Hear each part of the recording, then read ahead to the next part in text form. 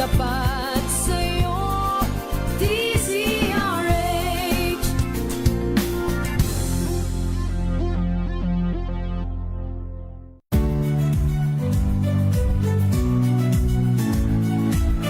Magandang araw mga kaibigan. Ito po ang inyong balerina ng bayan, si Lisa Macuja Elizalde, na nag-aanyaya sa inyong samahan kami at ang aming mga espesyal na panauhin para sa kalahating oras ng masayang kwentuhan sa aming programang Art to Art, kung saan ang usapang sining at kultura ay para sa lahat.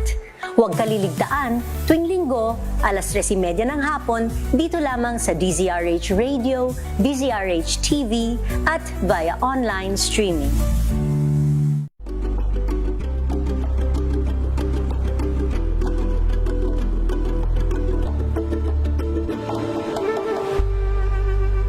We've got you covered.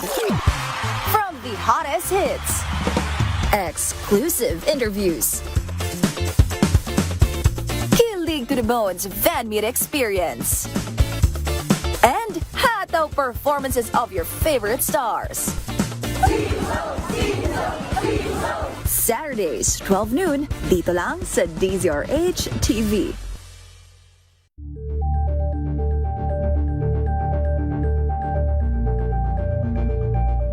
Curious ka ba sa maraming bagay? Kami na ang bahala dyan. Aalamin, tutuklasin at bibigyang linaw namin ang mga katanungang bumabagabag sa inyong isipan. Sa programa kung saan ang bawat sagot ay galing lamang sa mga eksperto. Ang Expert's Opinion, tuwing linggo alas 3 ng hapon, dito lang sa DZRH TV. Good Better News. Una sa Pilipinas, una sa Pilipinas. NBS, Trending and Viral Show. Nakahandang Sa ating balitan mga kaibigan sa Rapido Hataw Public Service Hour. Siyempre pa, una sa Pilipinas. Una Yan ang kabuuan natin palatuntunan ng break time. Sabay niyo na po ang mga balita at talakayan sa Balansyado. Maraming Kung good vibes ang hanap mo, dito ka na sa sigurado! Mula sa mga istoryang nagbibigay ng inspirasyon hanggang sa mga kwentong may dalang solusyon. Mga balitang pampagaan ang pakiramdam at pampaganda ng araw. Hindi lang basta good news, kundi the better news. Mula Lunes hanggang Biyernes, 1:00 ng tanghali sa DZRH TV.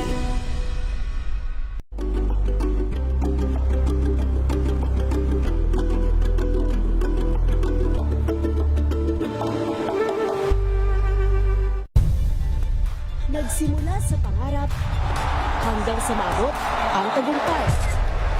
Iba't ibang kwento, iba't ibang mukha ng atletang Pilipino.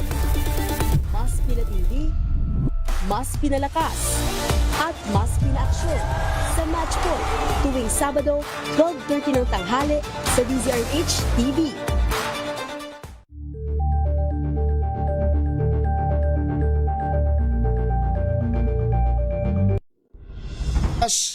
Alas 6:03 ng umaga. Balitang makatotohanan, balitang maaasahan. ACS Balita.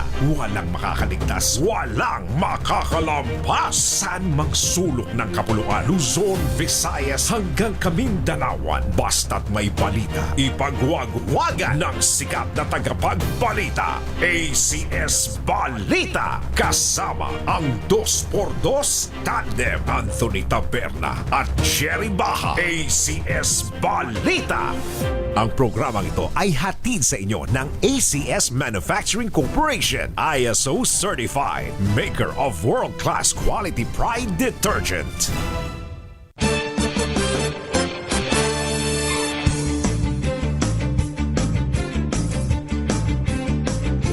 ACS Balita.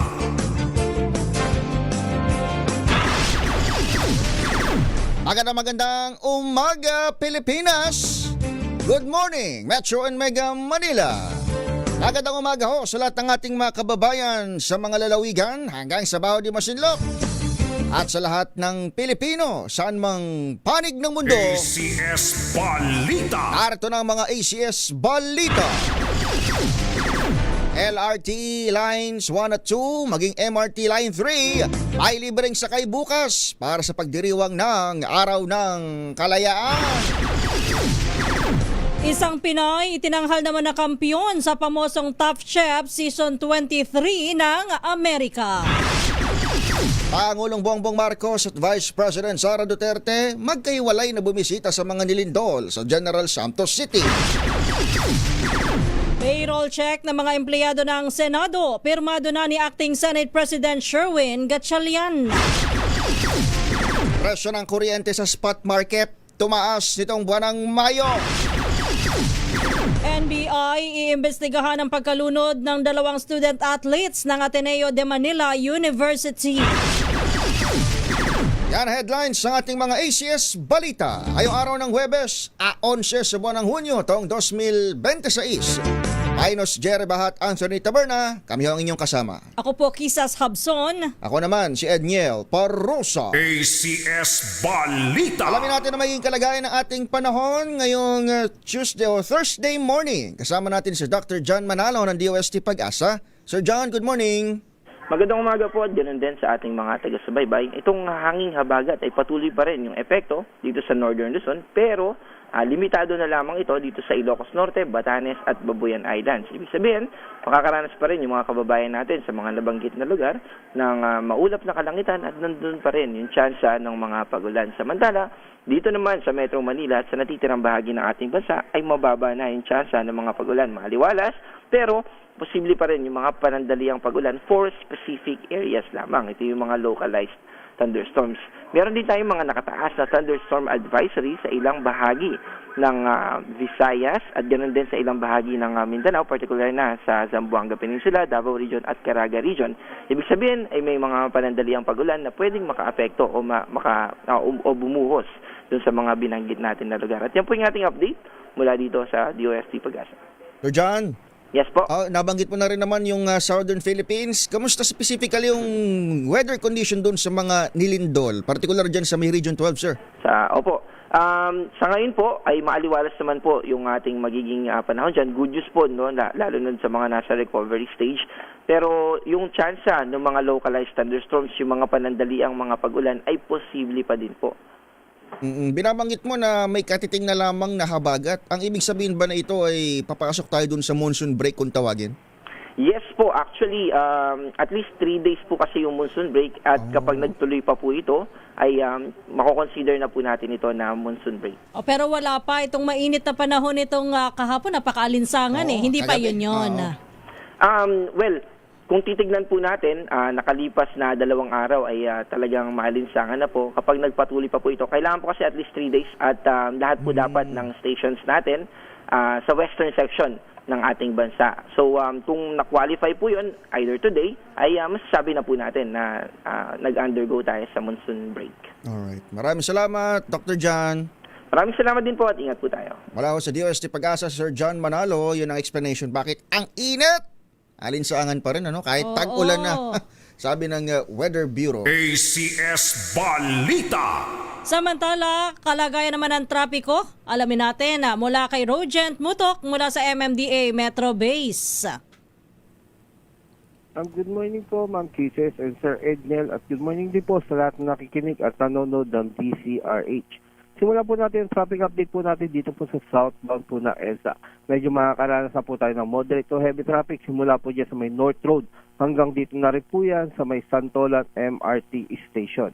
Then masusundan ulit po ng moderation natin simula po dito sa may Cabrera hanggang dito na rin po yan sa may intersection po ng Top Avenue. Then pagkalagpas po niya, tuloy-tuloy na po na magandang daloy ng trapiko hanggang sa may Jokno Boulevard. Then ang ating naman pong northbound po, as of this time naman po, maluwag pa naman po from just sa may Jokno Boulevard hanggang dito na rin po yan sa may Monumento area. Then ang ating naman pong C5 southbound, dito lang din po tayo makakaranas sa moderation simula po dyan sa may Julio Vargas hanggang dito na rin po yan sa may Llanusa. Then pagkalagpas po niyan, tuloy-tuloy na po na magandang daloy ng trapiko hanggang sa may Taguig area. Then ang ating naman pong northbound po ng C5, napakaluwag pa naman po Pero dito lang din po tayo makakaranas ng moderate to heavy traffic simula po dyan sa may pagbaba po ng C5 Libis flyover hanggang dito na rin po yan sa may intersection po ng Colonel Bonnie Serrano intersection. Dahil pagkalagpas po niya, tuloy-tuloy na po na magandang daloy ng trapiko hanggang sa may Commonwealth Avenue.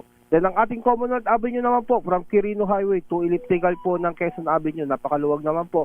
Kaya ingat na lang po sa ating mga driver. Then paalala na lang din po, meron po tayo ipapatupad na number coding mamayang 7 a.m. Yung mga plakang 7 and 8 ngayong araw ng Webes. Yung may mga plaka na 7 and 8 na plaka, bawal po tayo lumabas ng 7 a.m. to 10 a.m. Then babalik po ang number coding ng 5 p.m. to 8 p.m. Maliban po sa Makati na tuloy-tuloy kanilang number coding na nagsisimula ng 7 a.m. to 7 p.m. Kung meron po kayong katanungan o emergency assistance, pwede po kayo tumawag sa MMDA Hotline 136. Ako po si Roger Mutok ng MMDA Metro Base. Magandang umaga po. Maraming salamat si Sir Roger Butok mula sa MMDA Metro Base para ho sa ating mga magulang, mga nanay, tatay, mga tsuper at syempre yung mga naghahatid do sa ating mga chikiting papasok sa school.